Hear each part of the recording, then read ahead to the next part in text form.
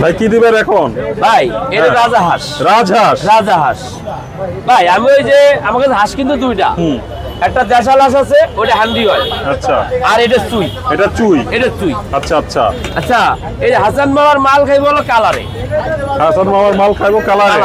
আচ্ছা আচ্ছা, এই হাসান বাবার মতন কালার বহু দোকান আছে, এরকম কালার করতে পারবো না হাসান বাবার মতন কেন কালার। কি আছে এতে যে এরকম দেখেন কালার? আপনি না খাইলে কেমনে বুঝবেন ভাই? এই যে প্যাকেজ করে এটা তো খাই সৈকত। হ্যাঁ, এই যে 5 পিস, এই দেখেন এই 5 পিস, এই দেই, এই এটা দেন, রাইস দেন। এই যে এই প্যাকেজটা কত দাম? এই প্যাকেজটা 200 টাকা। 200।